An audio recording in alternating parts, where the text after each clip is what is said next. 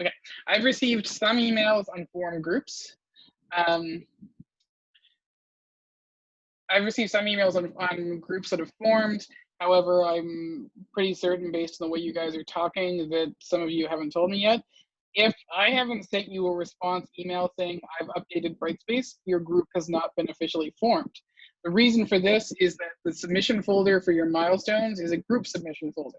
And right now, if you are not in a group, Brightspace thinks you are in a group of one.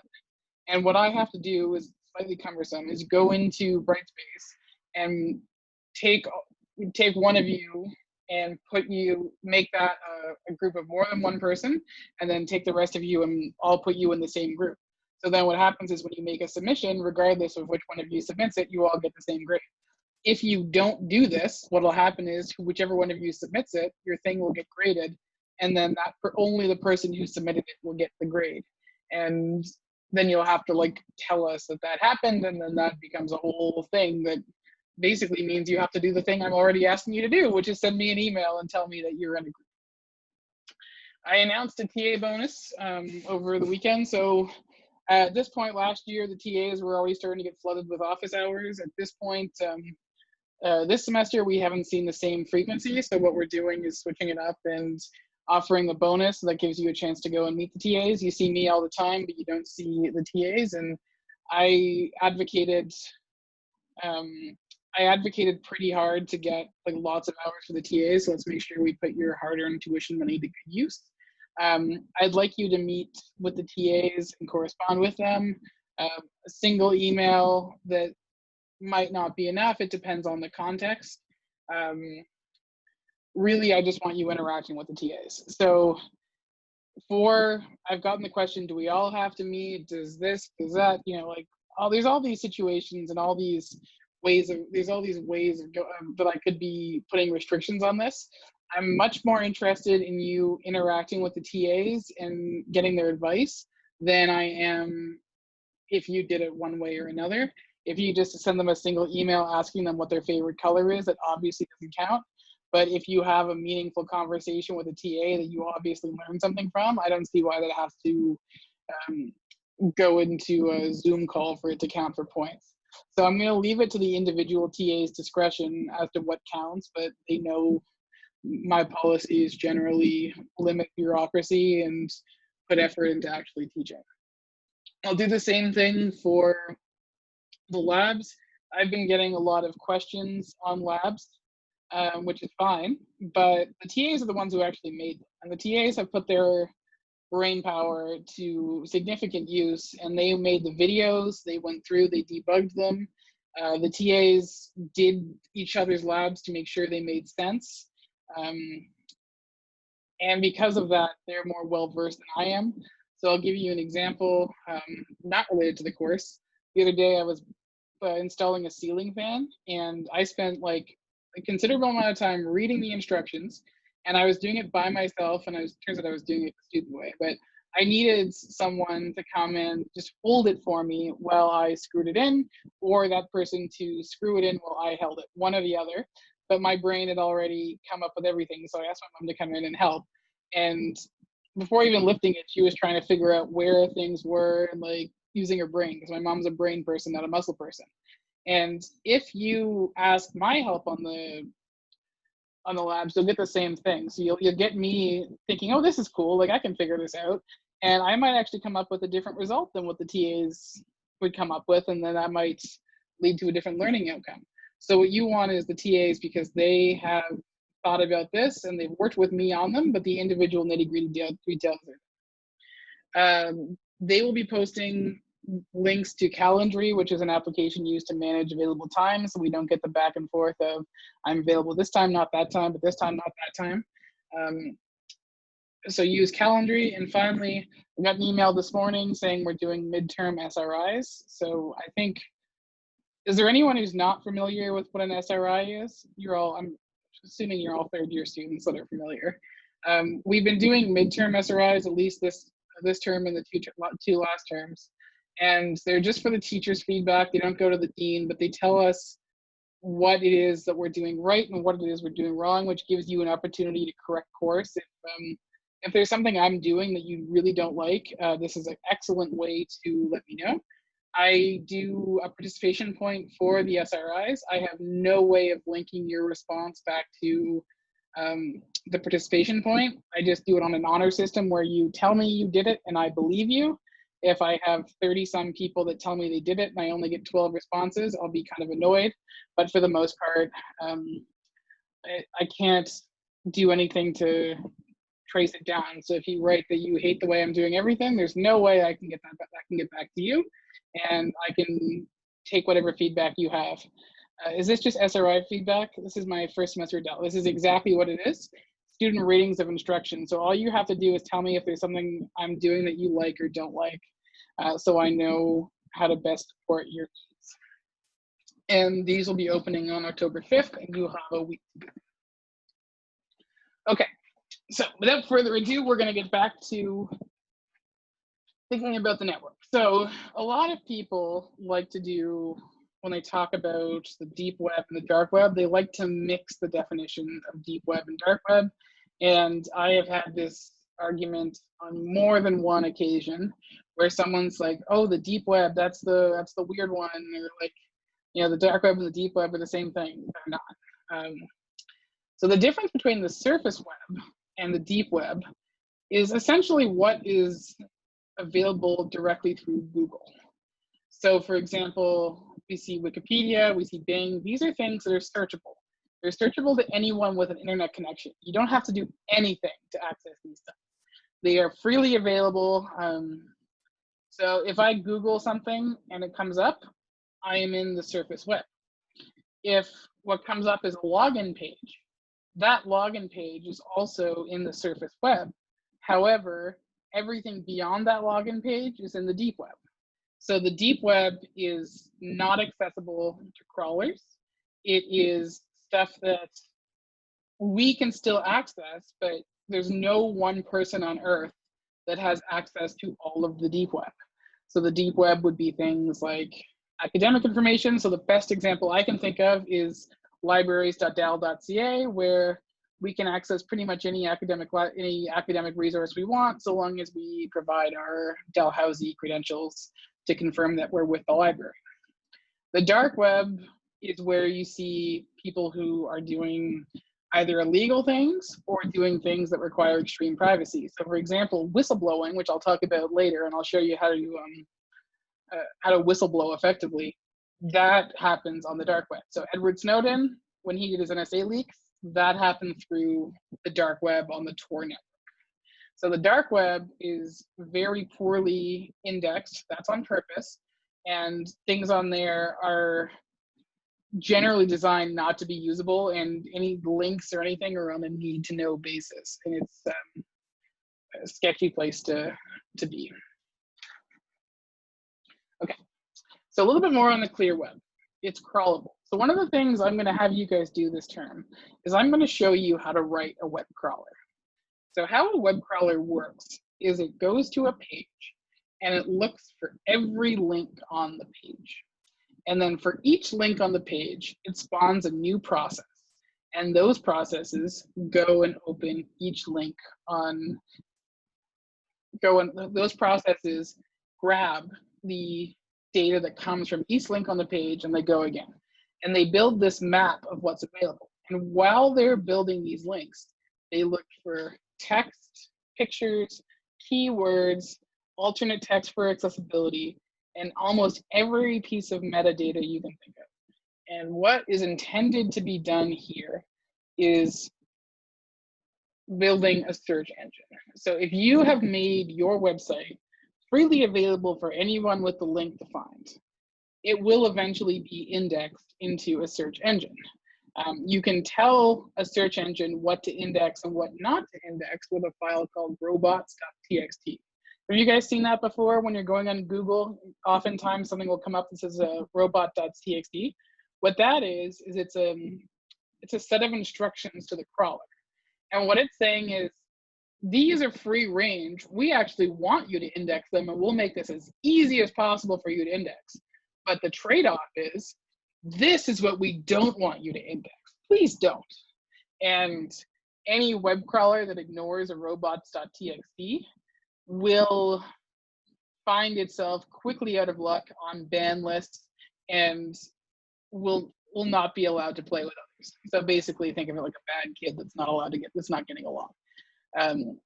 It's really not in a search engine's best interest to index things that ought not to be indexed.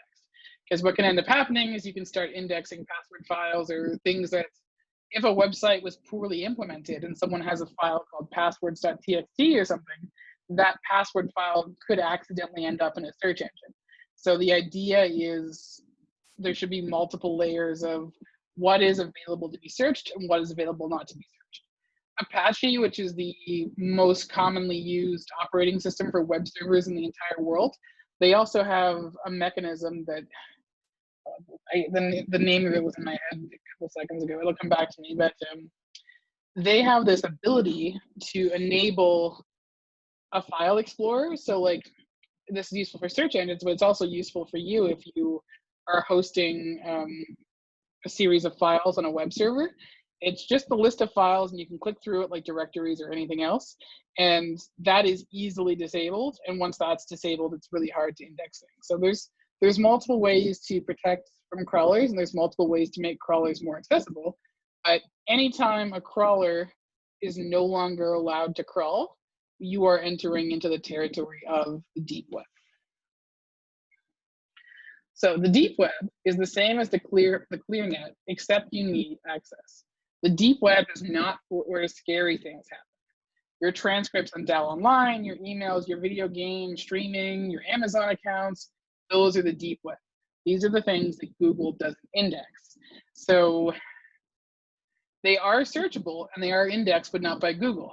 I can go into my own email folder and I can search for whatever I want in my inbox, and it is searchable, but only to me and only because I have given the proper credentials, and it's not indexed in any other engine unless I download it and use a different client than the web-based client. Anything partially searchable, so we have like academic libraries, multi-language libraries that are designed to curate information. These are the important parts of the deep web. These are things that have value, that are protected. These are things that we sell in e-commerce. So like a show on Netflix, like, I don't know, BoJack Horseman, that is something only indexable and accessible by people who have subscribed to the service. And it's been curated, it's good content, and if that content was made available on the clear web, which is where all your streaming services are that are like Putlocker and like where you do like ad-based streaming, for if a show like BoJack Horseman were moved from the deep web on Netflix to the clear web, that would be something that wouldn't be of very good value. So that would almost be, actually that would be stealing. So the deep web is also where our value system is, our value model. Like anytime you have any form of electronic commerce, that's happening on the deep web. So the dark web, this is what I imagine you've all been waiting to hear about. This is where scary things happen on the internet. However, in my opinion, the whole web is a scary place. So whenever I talk about the dark web, the first question I always get is it true that there are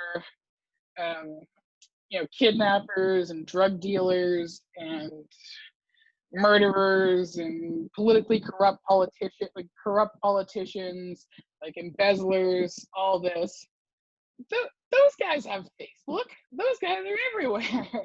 Like, they're on all the layers. So like multiple platforms are used for evil. When we talk about the dark web, where that term actually comes from is it being the least visible part of the internet. It's not because it's evil. There are parts of the dark web that I strongly recommend you stay away from, and I don't recommend you go poking around the dark web because the evil is out there. However, we see things happening in the clear web that are just as dangerous. So for example, in 2014, when Jennifer Lawrence had that iCloud leak and her private information was moved from the deep web to the clear web, to some people, that's their worst nightmare. So we don't necessarily restrict the dark web to being where evil is. But when it comes to hacking and attacking and defending, the dark web is a very interesting concept, and it's something I think you need to be fully well versed in if you want to be running a web server. So they're typically, websites in the dark web are typically, but not always, located on the Tor network using a .onion domain. So we normally use .com, .ca, .org. Pretty much everything on Tor is .onion, and the URLs are typically hashed. So what they're not, like, it's not going to be facebook.com. It's going to be basically keyboard spam.onion. Links on the dark web are not memorizable. That's by design. I think they're hashed. At least they look like they're hashed, and they change often. So you have to be in the know on the dark web. They don't want people using the dark web like the clean web. They want people able to access it, only those who are in the know, so that they can protect their privacy. There are search engines on the dark web.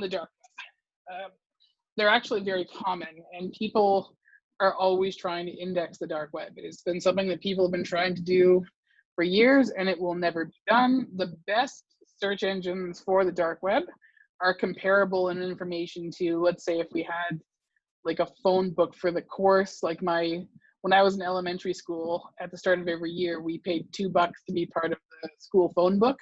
Then they would print out like 10 or 12 sheets in a little like staple bound book and give it to everyone. And then if you had to call like another family or another kid for whatever reason, you had their phone number. And a search engine for the dark web is like that little book compared to the phone book that has all the phone numbers for everyone in your region. It's just that the amount of indexed information is so vastly different that it's not really valuable outside of your localized area. That being said as well, some parts of the dark web are entirely just for privacy advocates.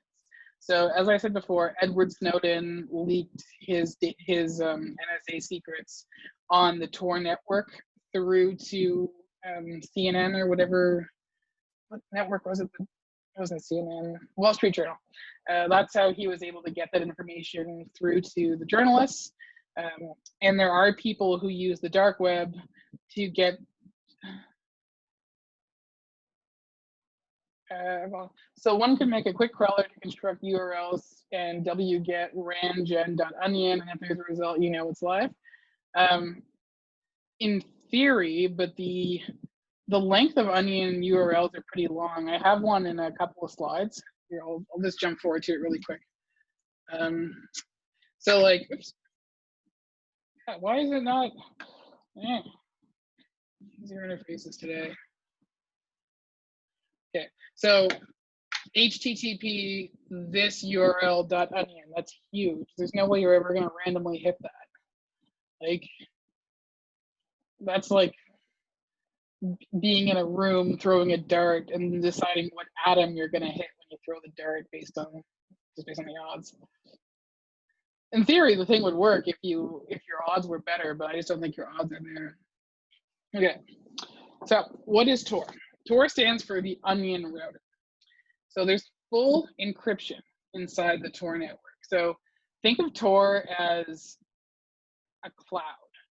Like, what you're going to do is you're going to access the cloud, and then you're either accessing something inside the cloud, which is one of your onion servers, or you can route your request through the Tor to get out to the other side, and then no one can figure out where your packet came from unless you give information in the packet, like what your name is, or you identify on that basis. And so in this model, we see a device that has a VPN client and a Tor client. So one thing I'll always recommend to you is if you are accessing Tor, you should access over VPN, or you can access using actually, I would say and there's also what they're called Tor bridges, which are secret ways to enter the Tor network. So they're lesser known entry points. That'll give you better traffic and more anonymity. In this particular case here, we see the VPN and Tor client. So the VPN connection happens first. Wouldn't make sense for it to happen second.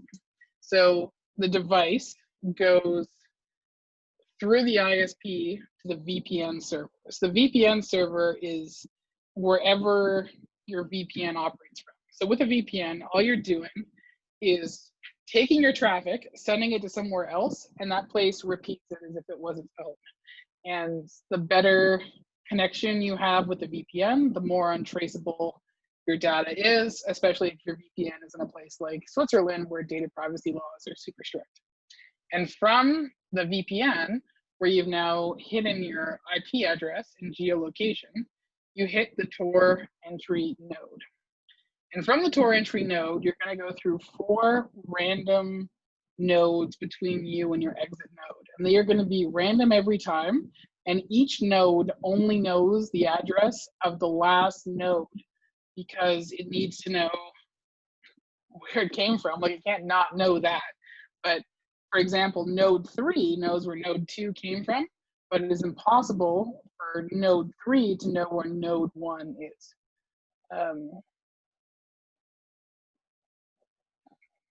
Would I say that dark web is the most secure your data can be? I would say the best place to hide your data, and this is kind of a cheat answer, is out of existence. The dark web is a very unique and diverse place. So for me to answer a question like that, it really depends. I need more information. So have any of you explored the dark web before, just so I know kind of for context?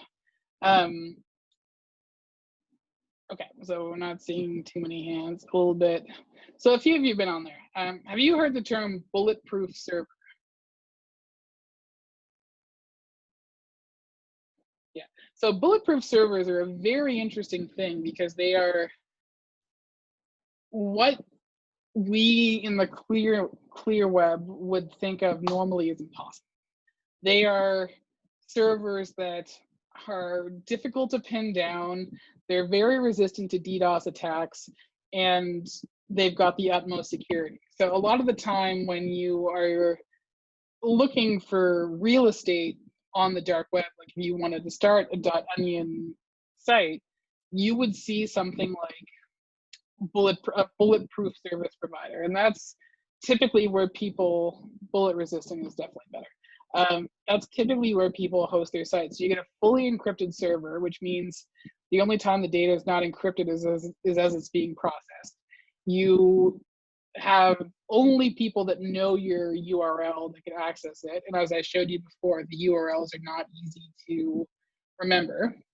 And you get the overall anonymity of people coming and going. The problem with that is you never know who you can trust and not trust.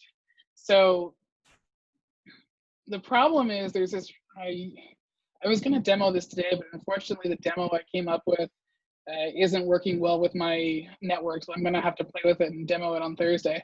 But there's this hilarious website on the TOR network, and it's just one of my favorites because it's the only TOR website I know of that hasn't changed its URL in like 10 years. And it's always in news articles. Whenever a news article is like, we went to the dark web, so you don't have to, is so funny because they always show this page. And it's just this page that's basically like every service you imagine the dark web would have and how much it costs in Bitcoin. And I am so certain it is an FBI sting operation because it's never changed.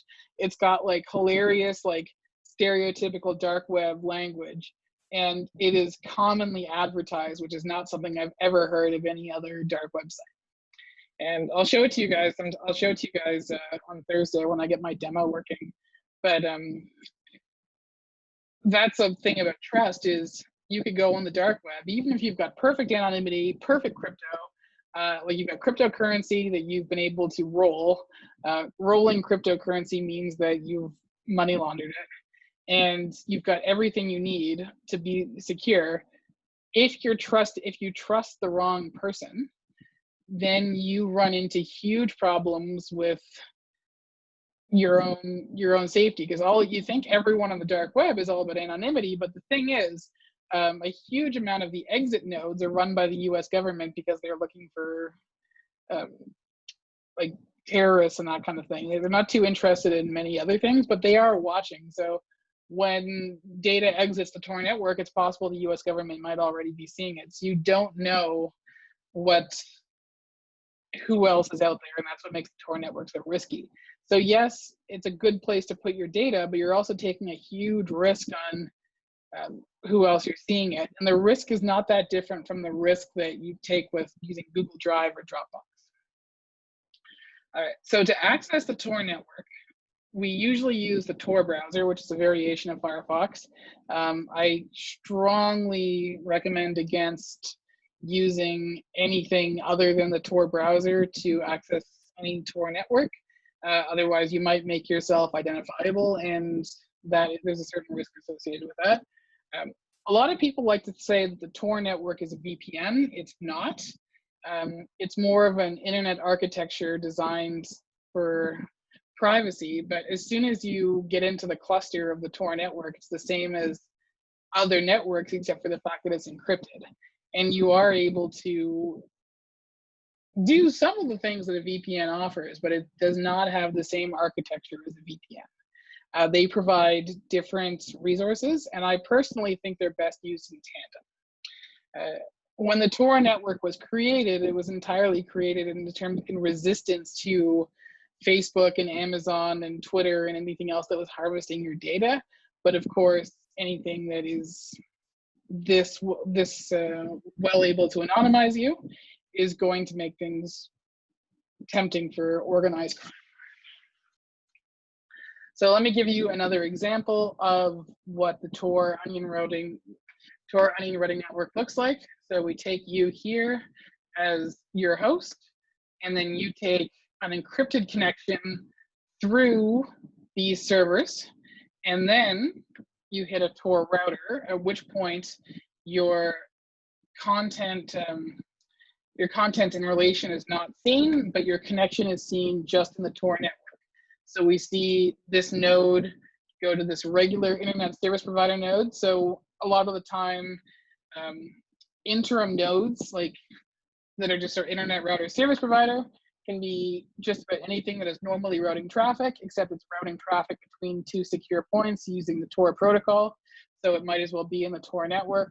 Every once in a while, some activist hackers or whoever will go to their local library and install some Tor routing protocol on all the library computers. So you might be routing your data through your local library. Your data might pass through some NSA spy or some node that can't be trusted. However, your data is fully encrypted.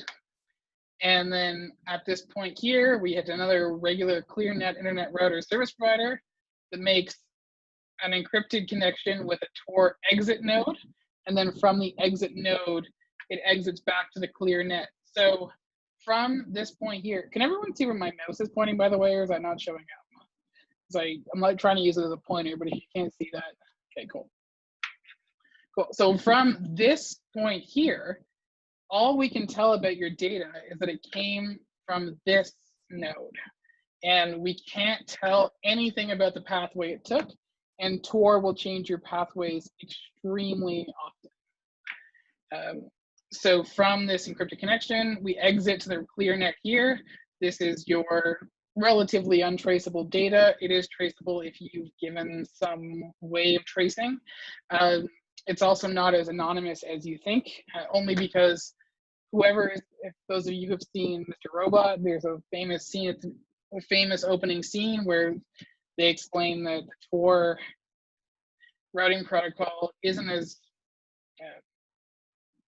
secure as you think, because whoever's in control of the exit node is the one in control of the traffic.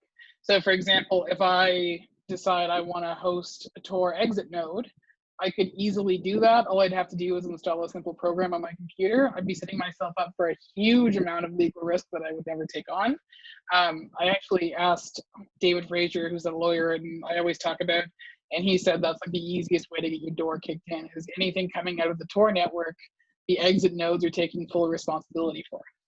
So what's happening is whoever's in control of those exit nodes, they can't see your data, but they can see what is being sent. They can't trace it back to you, but it's still possible. And so once it exits this exit node, it goes here and then follows the usual HTTP or TCP, well, not HTTP, depending on the type of traffic. You see your TCP, UDP connections between here over IP addressing until it eventually hits the service on the internet you're trying to access. So the drawback of all of this is, can you imagine that the latency between this node going 1, 2, 3, 4, 5, 6, 7, 8, 9, 10, 11, 12 hops would be? Can I explain what info is in a node?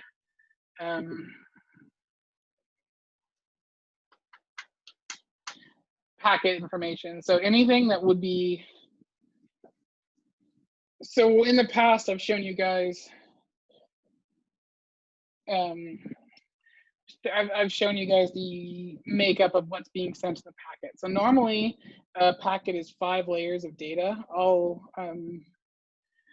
And the top layer is the application layer. So what application is sending data? Is it HTTP? Is it FTP? Is it SMTP? Most of the time with web-centric, we think in HTTP, but that's not the only one.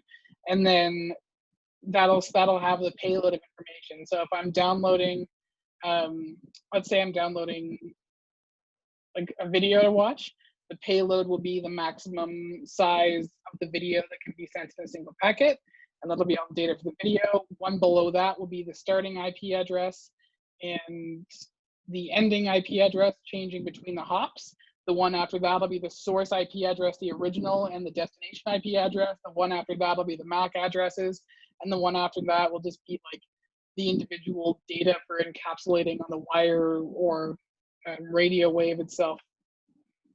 And basically, there's a lot of information that can be saved in the node, but what the TOR network does is it rewrites some of the information in the node that normally we would not rewrite. So for example, layer 3 at the network layer, we have the source public IP address of the sender and the destination public IP address of the receiver, but in the TOR network, we get rid of that source IP address and make it the source IP be the TOR network itself. So we can see it came from the TOR network, but we can't trace it to the original. And to the people saying bless Srini, rightfully so, he was my thesis supervisor. So does the TOR network make some sense now?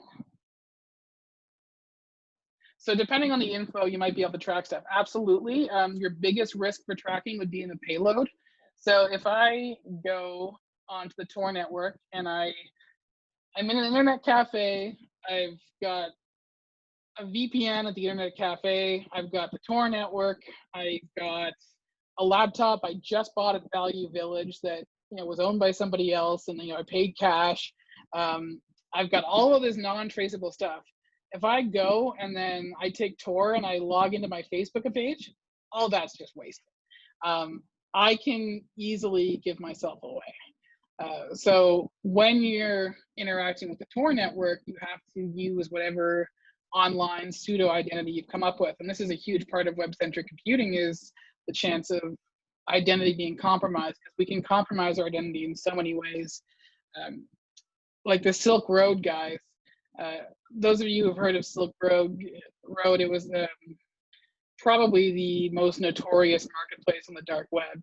And they were using VPNs and TOR from the individual devices. And my understanding for how those guys were caught was one of them plugged in their iPhone to the network, and the network level wasn't, it was a drug market. The network level wasn't protected. They protected the individual devices. And one guy's iPhone made a request to iTunes saying, hey, it's time to do a software update or something, and they were able to say to him, from this IP address that we've been trying to trace, this person with an iPhone has just made a request to Apple, and they've used a name. So now not only do we have a name, we have an iPhone, and by having an iPhone, we have an IMEI, which is the unique identifier of any mobile device. And from there, you just see what cell tower it's connecting to, and then you know where this guy is. And from that alone, they were able to take down the TOR, Silk Road, even though Silk Road was hiding behind the TOR.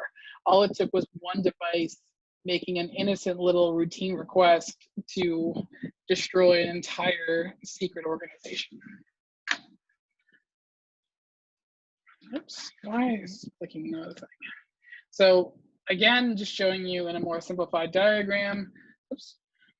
Alice makes a request, goes through the first relay, then to the second relay, to the third, and then hits the exit node and goes to the destination server.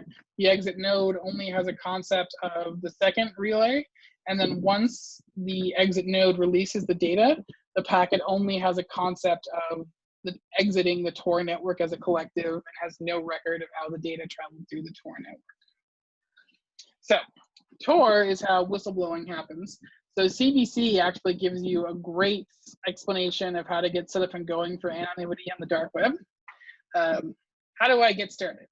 Use only a computer you control or trust.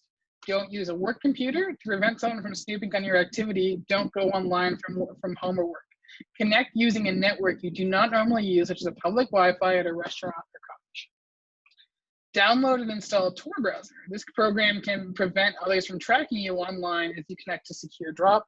Secure Drop is the journalist whistleblowing website or program. Once you open the program, copy and paste the following address into the Tor browser address bar. We'll provide you with instructions and a randomly generated passphrase so you can communicate with someone secure. You will need the code to log back in and check replies from us in the future. These messages are the only way we'll be able to reach you. Be patient, read all instructions first. The system is online slower than you think. So the latency between the transport speed between the host and the end destination is very, very slow. So best practices for using TOR. Use the Tails operating system, which I have installed here on this hacked Chromebook. Now, unfortunately, I can't demo it the way I would like, but because for some reason it's not connecting to the TOR network. But this is a very unique operating system.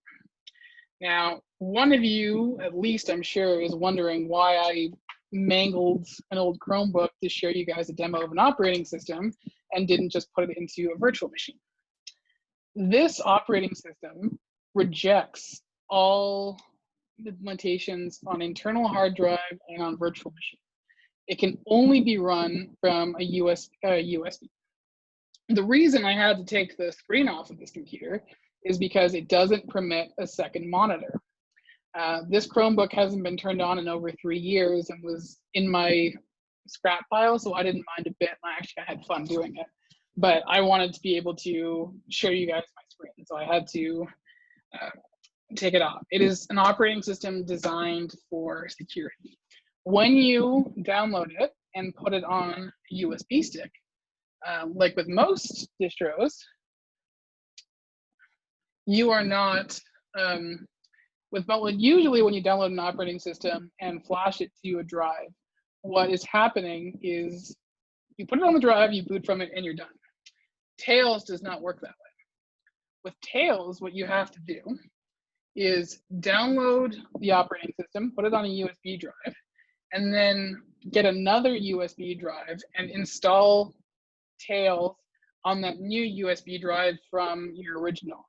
Otherwise, what happens is there are traces of your original computer, like my Mac that I would have made, that can be used to link back to you if your USB is discovered. This USB stick, I've now gone and, by showing you that I've created it, I've now gone and blown the cover on it. But this is something I can use to connect to the TOR network securely and safely, and something I'd be able to use to do a secure drop with CBC and whistleblow something, or access parts of the dark web, depending on what I wanted to do. But other way, I can protect my anonymity. I typically would also put a VPN at router level so that my ISP doesn't see that I'm accessing the TOR network. There's a few other things about this operating system as well that are quite unique. Normally, what happens when you delete something in the operating system is to save time rather than taking the effort to overwrite any of the data. what happens is there's a single bit, a 1 or a 0, next to each line of memory or storage space that says, is this currently being used? When you delete something, the operating system, to save time, will change that bit to a 0, saying, hey, the next time we need to write data, this is a great spot to write data. So you're getting 2 birds at one stone. Tails does not do that. Tails will securely erase everything. And when you power down the computer, one of the things it will do is erase everything you have in RAM and on hard drives. So every time you boot it up, it is like it's a brand new operating system. You can't permanently save anything unless you create an encrypted persistence, encrypted persistent volume. And even then, they're going to be very picky about what you create. Some of you now might be tempted to think, well, why doesn't everyone pen test with Tails using the tools available in Kali? Tails will not allow you to install new software because there's always a risk that that software could compromise your anonymity, like with the iTunes example I gave. So one of the things that makes Tails unique is that you can't get access to the network unless you get access to the TOR through the operating system. And then the interesting thing that happens is every single operating system process, every single DNS query, every single DNS query, every single process, every single update, every single everything goes through the TOR network, so there's no way it's compromised. And the kernel is modified in a way that it can't change that. Let's see what else do I want to show you guys on here. I had planned to take you guys onto the TOR network today, but unfortunately, I can't get on to the network, and I don't know why, and it's driving me crazy. So sorry about that. I am going to get it for Thursday. I don't usually like to be beaten by these kinds of things, but I was going to show you a couple of pages on the network. So I'll tell you about one of the only times I've had to hack somebody that I can talk about. And it was kind of because someone hacked someone else first, so I had to hack it back. And this is where I learned a lot about how the dark web really works. So in 2018, I knew a guy who committed suicide, a really good friend of mine. He was, I think, 19 when he passed away. We couldn't get rid of any of his social media. And the way the death certificates are processed in Nova Scotia, it was really hard to get Facebook to delete them. Eventually, I did get them to delete it. And we just decided, who cares? You know, these things fade away. But then one day, I saw a message saying that my friend had just bought these awesome new sunglasses, that everyone should buy them. And I was like, nah, this is not okay. So I started looking at what to do. And I thought about, well, what's legal with hacking and what isn't. And I said, well, if the owner of the account doesn't have a problem with you trying to access it, it's legal. So you can't use brute force tools ever because that disrupts the service. But if the owner of the account says, yes, it's okay to get in, you are more than welcome to go and try to access their account within reason. And in this case, the next of kin was his mom. So I asked her if that was okay. And she was like, absolutely. And so we thought it was pretty reasonable to try. And so what I ended up doing was I went on to the dark web and I typed in his email into the have I been pwned thing. And I saw what password lists he had been a part of.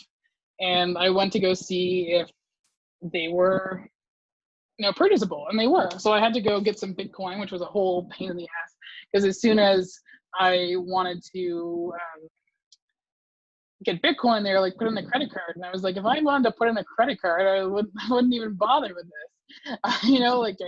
There's no anonymity, because the last thing I want is to draw attention to my efforts to do this. I just want to go in, see if I can get the password. If the password's super easy, I get it 1, 2, or 3 tries. No flags are raised. I'm not bothering Facebook. We deactivate the account. Everyone's happy. And so I go in and I had to go buy some passwordless with Bitcoin. I was able to do that, but these Ray-Ban hackers, the first thing it turns out they do is they change the password. So I was not able to get in. I tried a bunch of different passwords. I tried a bunch of different sites, tried a bunch of different access points, for whatever reason it was. So I ended up just like calling up Facebook and being like, hey, you know, we tried to go through the passwords based on what is sticky notes and it just wouldn't happen. Like, will you take this piece of paper? And then after all this effort, the lady was like, yeah, sure. Like, what's the problem? Of course we'll take it. And they deactivated this account. But this is where I learned a lot of how the dark web works as I actually went on. Now, I don't encourage you to go on and hack things. In fact, it's illegal to do that unless you have permission of the person who owns it. But this is how the dark web works, is you have to use Tor browser, VPN. You can go on, and almost everything in the dark web is for some sort of purpose. Like, people don't go out of their way to hide things to hide them. So there are half the class can. Why can't they travel to the EU? Anyway, so what ends up happening is on the dark web, you can exchange this information. You can do all kinds of things, but it really opened my eyes as to what's out there. Anytime there's a password breach, I always heard there's a password breach, and then I never even thought to go look for it. I just saw on how I've been pwned, but it really does change your outlook when you see the marketplace for those password lists.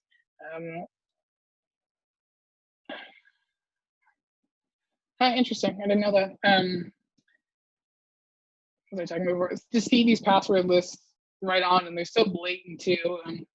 There are whole websites dedicated to this. So don't do it. This is a, you know, cautionary tale. Shouldn't end with it was so cool, but it did open my eyes. So I went on and learned some stuff so that you don't have to. There are some research projects I am interested in doing with the dark web though, so I'll keep you guys posted if any of those ever take off. There's a guy at I think it's Université de Montréal. They've got the coolest research. They've infiltrated the dark web and have created like fake identities, and they actually like are in some of the darkest places of the dark web, and they're reporting like what's happening, and they've done a really good job of that. So maybe if you guys are interested, maybe I'll see if I can find some of their research to share. I was also interested at one point. What fueled my research interest in the dark web was there was a woman who disappeared. I think she was actually only 16 in Saskatchewan, and they described her disappearance in a way that it was unusual. Normally, when you hear a disappearance, you're like, aren't they putting themselves at risk by publishing their research? Yeah, I thought that too, but they either don't care or they have a way, and if they have a way, they're never going to tell us what their way is. But likely what's happened is they're in a forum that's popular enough that they can't be individually identified, and they've got some unique setup at the university where everything is locked down and that's the only place they access from. So in theory,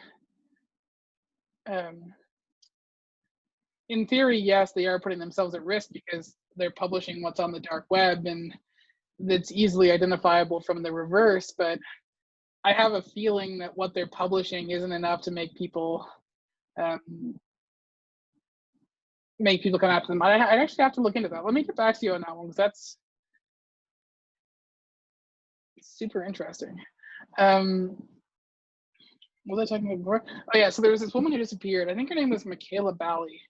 And normally when somebody disappears, they say something like, she was at this gas station, and then we know she went to this bus stop, and then we know she went here, and that's all we know. But I remember the CBC was talking like, okay, so she used this app and she had this username, and that's where she met this person. And then from there, they connected on this other app, and then she went to a bus station. They find her ever again. And I remember for hours later, I was researching this because it scratched that part of my brain where I was like, this is something that computers could solve. Why you know, why haven't they? So that's one thing I've been super interested in, is like data mining the dark web to find missing people. And there's actually there's a capture the flag game that people do at conferences where all these people that are really good at social engineering get together and they have like a list of missing persons, and they go on the dark web or on Facebook and wherever, and they have a competition to see who can find the most missing people. And it's something that's turned into like people just volunteer their time and resources, and they share their knowledge to try and find people. It's something I've been interested in getting involved in for a while. Okay, if I covered everything on TOR, well, let me show you what the shutdown process looks like.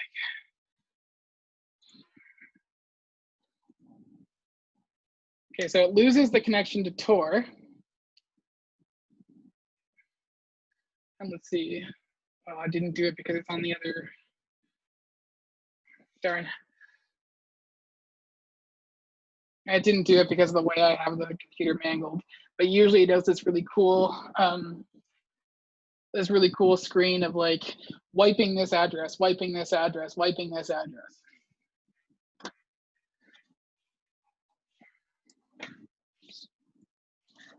Why aren't things clickable? Okay, so why you need to know about the TOR network, at the very least, is because if you are interested in pursuing a career in web-centric computing or network administration or cybersecurity or really anything that works with multiple PCs, you are going to be concerned your whole careers about the way hackers are going to attack you. And the problem with that is, if you've got people who are in IT security or people who are in IT in general can't win. If everything is working perfectly because you're really good at your job and you've got an organized team and you've got good staff and good documentation and good ticketing, you're going to get budget cuts, because why are we paying for IT if nothing ever breaks? And if you get infiltrated by a hacker and everything gets destroyed, you're going to get fired because somebody's head has to be on the chopping block. So the big thing that people are always worried about is hackers. They're always worried about when, like, normal day could just be having like a nice sandwich, completely unmemorable. Then you start getting the notifications that they're in the network and they're hard to identify. So hackers, whenever they launch bot attacks or anything like that, they love to do the dark web because it's untraceable. And if the nodes that they've compromised are going through the dark web, then it is so much easier to block them. And further, once they've got command of a botnet army, all they have to do is send their commands through the botnet, and then the botnet can just work through with their normal thing. Because if something's been compromised as a bot, the hacker doesn't care because they're not legally associated with it. Like, if you own an army of IoT devices like the Mirage botnet that took out Amazon, you've just got like smart fridges and smart toasters and smart thermostats that are blasting away. It's of no concern to you if a single one of those pings is able to be traced back to some random house. But finding the hacker is your job as a cybersecurity professional, or at least plugging their ability to continue their hack. You might not always be able to find them. There are plenty of famous hacks that have never been solved, but the police might, if you're interested in a career in cyber law enforcement, which is something I highly recommend. Those of you that like the way I talk, that is a career I often pursued, except academia found me for a hilarious set of reasons. It turns out that my personality type is not the personality type that they want in like CSIS and cybersecurity, like those kind of top secret places, because we're too independent minded. Ever since Edward Snowden did the leaks, they've only accepted certain personality types at those organizations. But if you're a different personality type than me and you like the way I think, I definitely recommend you look into working for CSIS, CSE, RCMP, CBSA, what's the other one? Defense. Any of those organizations, because you'll be working a lot this way. And what the silos? What's the silos? I don't know. Any of you guys that are interested in that kind of thing. Oh, I literally asked last week if I could refuse to do my work at shared services because it was leaving a gaping vulnerability. Um, yeah, that's a tough one. Shared Services Canada is something I could go on a huge rant about because they are a great idea executed as the worst possible idea of all time. So I'm going to take a quick tangent to explain them because it's actually pretty relevant to our core schools. So Shared Services Canada was created by Stephen Harper about 10 or 15 years ago. And its organization exists because for the longest time, every government ministry was running as its own company. So Environment Canada was its own company, Defense was its own company, RCMP its own company, Fisheries its own company, Treasury its own company, and all of these own companies have their own IT departments, and they all have their own IT staff, their own servers, their own authentication systems, their own password policies, their own blah, blah, blah, blah, blah, blah. So basically, anytime there was anything that has to be built, it was built multiplied by the number of ministries that are out there.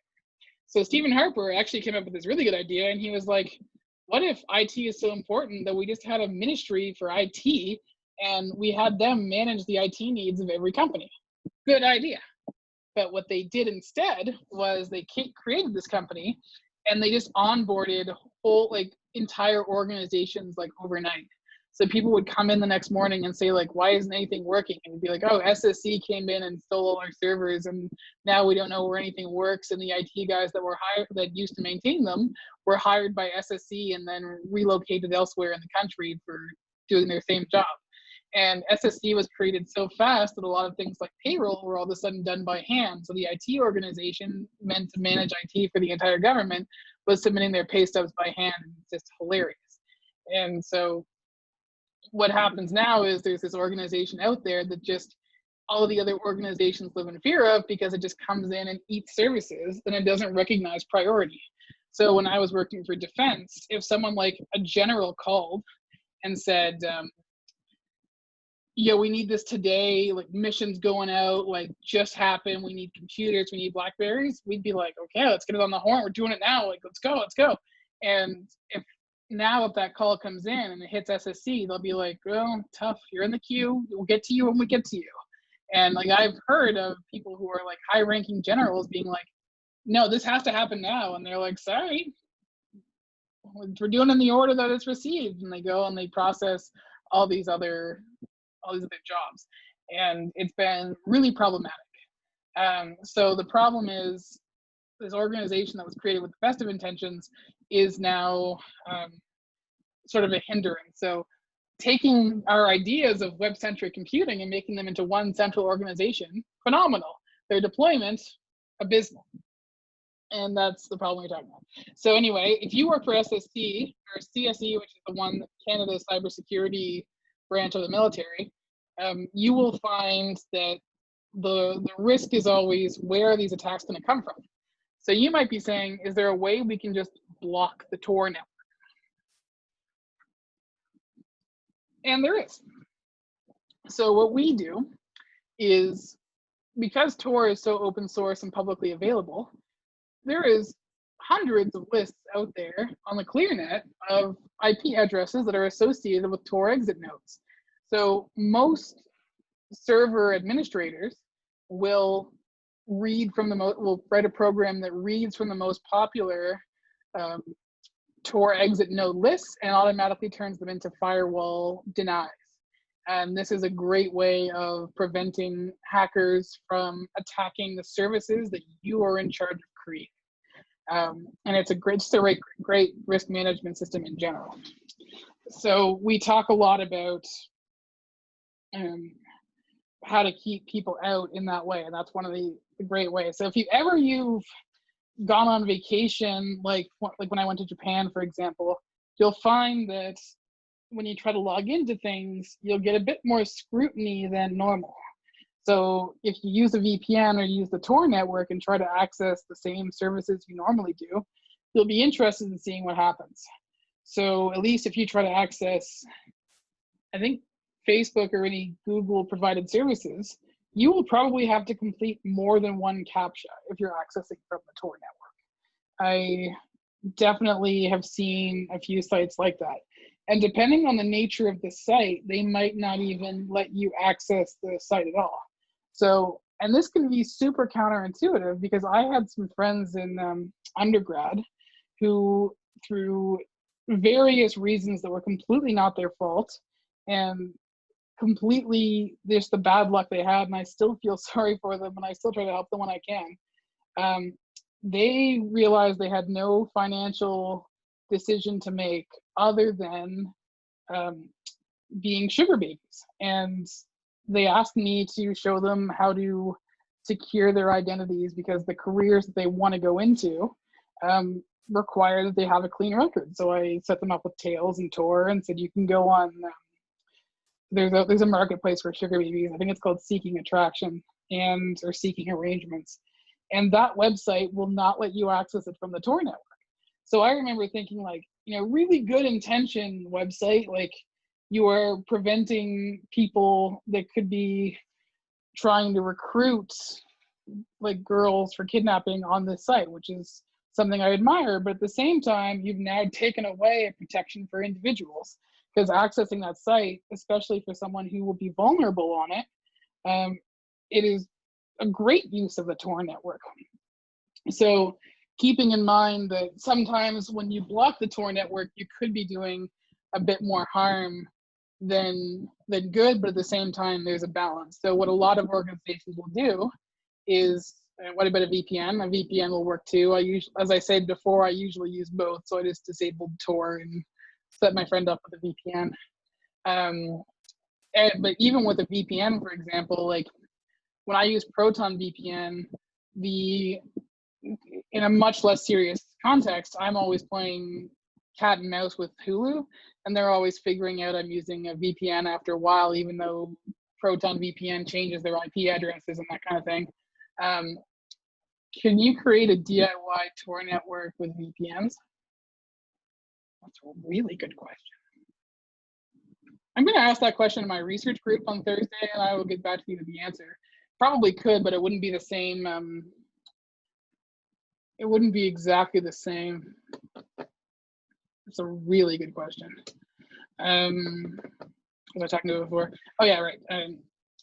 So what happens with identifying people is, if you go off of just TOR, just these IP addresses, you might not be getting the fingerprint that you want. So for example, if everything else comes back fine, it's the user, it's the account with cookies that you're familiar with seeing, but now the IP address has changed, you could think, oh, now they're accessing over TOR, or just that they've flown around the world. So it's generally recommended to do more than one type of fingerprinting, but I do recommend that you block the TOR at least to some degree, to require a second amount of fingerprinting, just so that you don't get in trouble with blocking people that do need to use your service. So the last thing I want to talk to you guys about today, and I'm sorry that we have to wrap up early, but my demo, I had planned to take a fair bit of time. There is a service that you might be familiar with, Pretty Good Privacy. Has anyone heard of it before, PGP? So PGP is a service that works similarly to RSA with a public and private key model. And so when you're interacting with people on the dark web or on the TOR network, or sometimes even on the deep web, what you do is you give people an option to send you a message, and you give your public key with that option so that they can encrypt their message. Then the message is sent and you can decrypt it later. It's a fantastic way of keeping security safe on the internet. And Edward Snowden actually complained that the hardest part of doing the leaks was that he had to teach journalists how to use PGP effectively. So the encrypted process is that the raw file is taken and encrypted with the public key. So that's the key that you both will have a public key. And then you encrypt the file and send it over email. And then you decrypt it later with the private key. So you might be wondering, how do you exchange these keys so that it's safe to exchange them over a process that is normally unsecure? There's something called the Diffie-Hellman key exchange, Diffie-Hellman key exchange algorithm. it's hitting the ear wrong, but it's definitely the Diffie-Hellman algorithm. And it is a way that uses modular arithmetic and some advanced number theory that is beyond the scope of this course to exchange the keys without giving away the secret key. And then once that's been exchanged, you are able to send the message securely. There is no exchange on private keys because the trick is that it's hard to explain with this is hard to explain with a whiteboard and some time. If you guys are interested in crypto, I can do a whole lecture on it. It's just that crypto gets really discrete mathy in a hurry. And from my own experience, I know that discrete's not everyone's forte, but I can show, like, what I'll do is actually, there's a great video on this. I'll post it later and you guys can see how it works with trivial numbers. And then once you see how it works with trivial numbers, you'll understand that how cryptography works is the same process, except we're exchanging very unique 100-digit long numbers that follow the same mathematical property that's very hard to replicate. If you guys haven't taken crypto yet and you're good at discrete math, I highly recommend it. That was probably the most intense course I took at Dell, but I have nothing but fond memories and it blew my mind a lot. But if you're not a number theory person, just stick with network security or like this kind of course, because you can still appreciate crypto without diving into number theory. All right, do I have time to teach you guys anything else? What do I think about single limited use links or messages? Those are good things. Things that last, that don't last forever are all good things. So in security, we have the idea of data availability and data confidentiality, right? And there are times when you need access to things, but times when you don't. So for example, let's say I'm a medical doctor and I have a patient that's in front of me right now. I need access to their chart. But does that mean I should have access to every patient chart in Nova Scotia that's ever existed? No. I should have access to all the patients that are currently in my clinic, like ones that I'm actively seeing. So anytime you can put a time control on access, very good thing. So like what happens in Active Directory, which is a very common way of managing users and organizations, is any account that hasn't been used for 3 months is automatically deactivated and has to be reactivated by an admin. And so that way someone can't find a password online and come in and try to log in and access the organization. Things need to lose their value after a certain amount of time. Otherwise, there's no way to keep track of where these things ended up.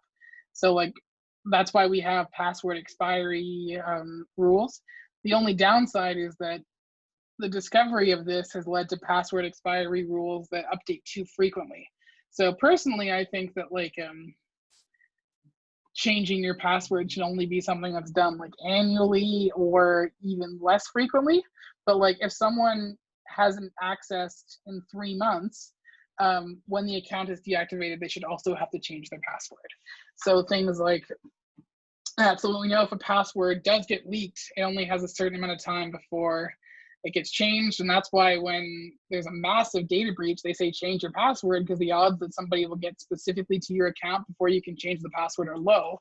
And that changes the value of the data set. So like if I go on the dark web, I can find data breaches from 04, 05 that are free because they have no value anymore. The only ones that are so hard to come by are the Neopets ones, because for whatever reason, there's a lot of people that made a Neopets password for whatever. There's some magic property about Neopets, so that is just some people's password for life. I don't know what the deal with that is, but it's the way it is. So very few things should be given an unlimited life. And that way, if the link is discovered, if you're going through and it now leads to a dead end, that person can re-request access if they still need it. But like if you go through your old Facebook messages from like 10 years ago, you'll find that there are links, and you'll find that there are tons of resources that you might actually still be able to access. And you have to ask yourself, do I want those things to still be accessible? Do you have any more, anyone else have any more questions? I'm going to end things early today, but I'm happy to hang around until the usual time if you want me to talk about anything else.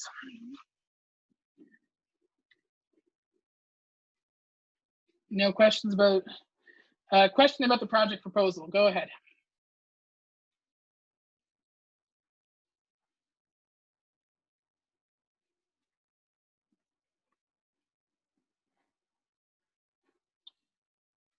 Have I ever considered going all in as a security researcher? That's literally what I do as a PhD student.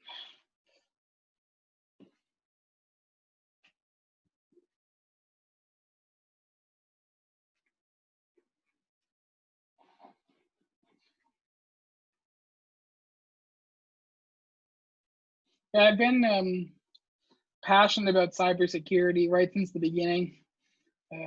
I just always found it kind of interesting. I don't know why, but it's kind of, I guess because there's kind of like a chase to it. Do you get grants paid as a PhD student then? Yes, I do. So to answer the PhD question first, because those of you considering academia, in Canada, no PhD student is accepted to a program without guaranteed funding for the length of their degree.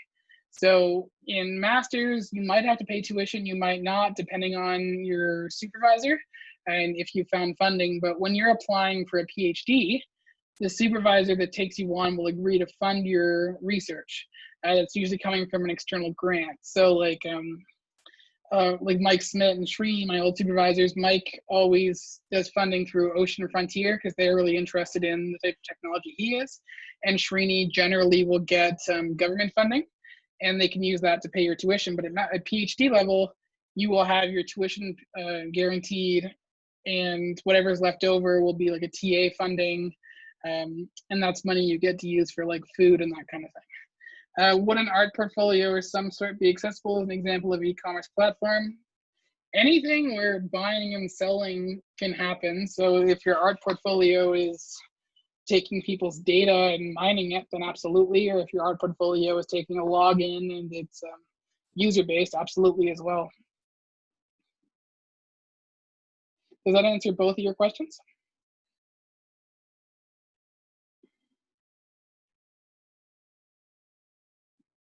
Yeah, so like really, as long as it's e-commerce, so like something that would be somewhat deep web or that would actually be something built. Has anyone in the class ever known someone who earned a bounty for discovering a vulnerability? I know people who have earned like trivial vulnerabilities, like and they've maybe like made like $1 or like me and Alex have found all kinds of like bounties that were just for like glory, essentially. Like sometimes if you find like really basic stuff, like you don't need like you can do stuff before confirming your email, you might get like a point in the system, like on Bugcrowd.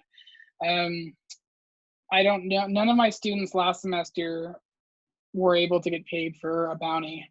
I really hope someone does, but it's hard to do. Oh, actually, really good use of time for the remaining, how many of you are in the room? 31. If you do not have a group and you want to be in a group, this is a really good time to hammer the chat and see if you can find someone you want to be in a group with.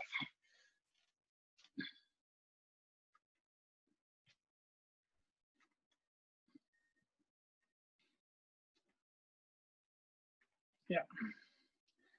Right, I will stop sharing my screen and look into that right now.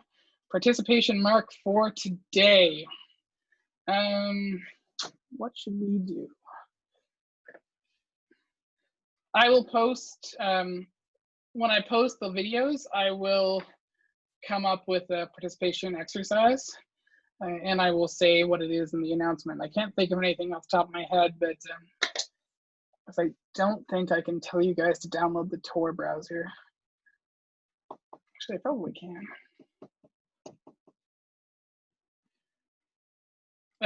Find a paid bounty. You guys already have access to those on Bugcrowd. Yeah, you know what? Actually, download the TOR browser. Kirsty Hockey's done that before, so I can do it too.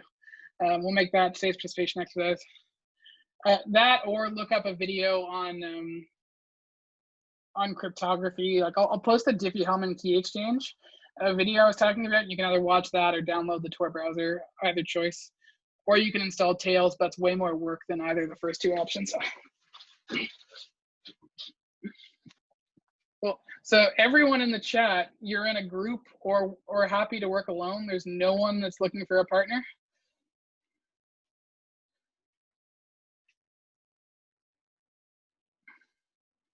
Yeah, I asked too many yes/no questions. So I'm assuming all those yeah, indeeds, and yups are from people who are happy with the group they have.